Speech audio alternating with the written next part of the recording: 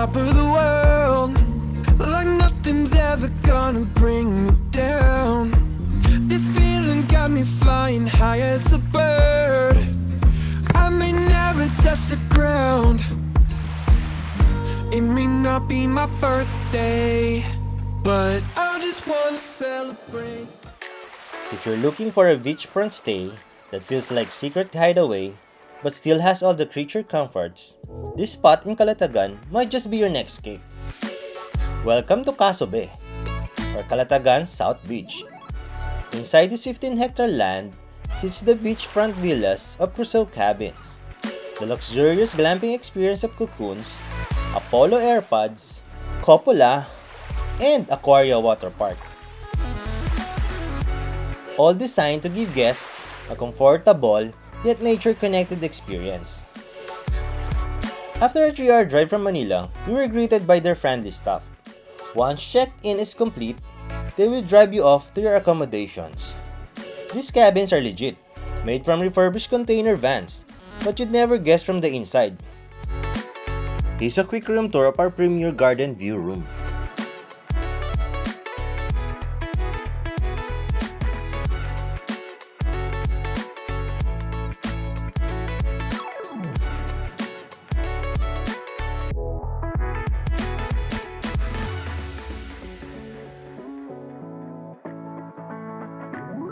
So here's the fun part. Crusoe Cabins doesn't just give you one kind of stay. There are a bunch of unique options depending on your vibe, your budget, or how adventurous you're feeling. First up, the Cupola. This one shapes like a dome and looks straight off a sci-fi movie. It's more compact but great for couples or solo travelers looking for something minimalist and cozy. Then there's the Aeropods. Super cool, futuristic pods which offer unique space-themed stay. They're sleek, climate-controlled, and surprisingly spacious inside. A good choice if you're after a private, Instagram-worthy experience. Want something really unique? Check out the Cocoons. These are circular, capsule-style rooms, like staying inside a giant beach pebble. They are snug and best for overnighters or backpackers. They have shared bathrooms, but they're clean and close by. It's budget-friendly and fun. Now, if you're traveling with family or group, Crusoe Cabins Garden View is a solid pick. You got a cozy, industrial meets tropical vibe with container van design, your own patio, and garden space that feels peaceful and private. Here's where we stayed, and honestly, I didn't want to leave. It felt like having our own private slice of coast.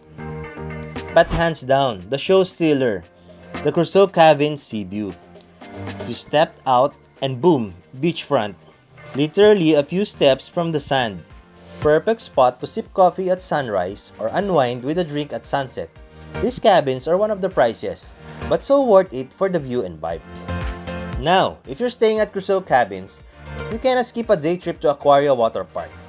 It's literally right next door, like 2 minutes from your cabin. No joke. You've got this tropical theme water park with everything from chill pools to slides that all blast your eyebrows off. Aquaria has a separate day tour package. If you're not booked in any of the accommodations inside CaSoBe, you can grab lunch inside or bring your own snacks. Just no cooking or grilling. There are shaded cabanas for rent if you're a group and want a base camp. Aquaria is such a fun add-on to your beach escape. Just don't forget the sunscreen and maybe a waterproof pouch if you're planning to go wild. If you're on a more private upgraded experience while still getting that Crusoe charm, check out the Chairman's Cabin. This is the resort's signature villa. It's a more spacious, a little more luxe, and ideal for families or even couples celebrating something special. And just behind the cabin, there's this hidden gem, a lighthouse spot that gives you the most epic 360 view of the entire Calatagan coastline. We went up there just before sunrise, and honestly, it felt like the whole place paused for a moment. Super peaceful, super cinematic.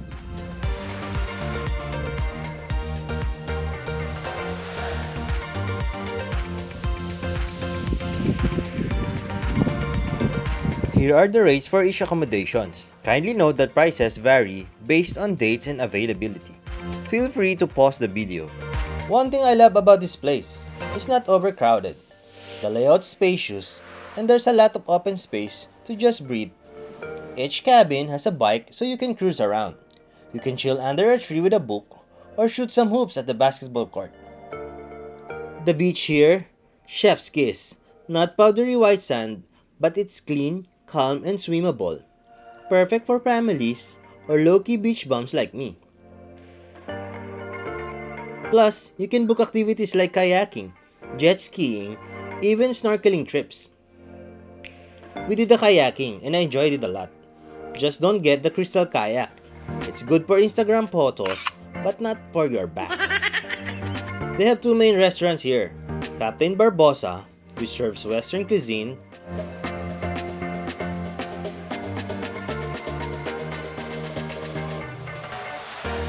wines and cocktails, and The Suns, serving Filipino dishes. In the morning, we had a breakfast buffet for 450 pesos. You can dine or order straight to your cabin. Prices are fair considering the quality and portions. You can also bring your own snacks and drinks. There's also a new bar and 2 food trucks, serving ice cream treats and Japanese food. Shout out to the Crusoe staff, super helpful and always ready to assist. From extra towels to booking our activities, they were on it. It's those little touches that make you feel taken care of. If you want a peaceful, low-key beach escape without the fuss, take the Crusoe Cabins. It's not a party resort, it's not a luxury, but it's clean, beautiful, and has this rustic charm you won't find in big chain hotels. Would I come back? 100%.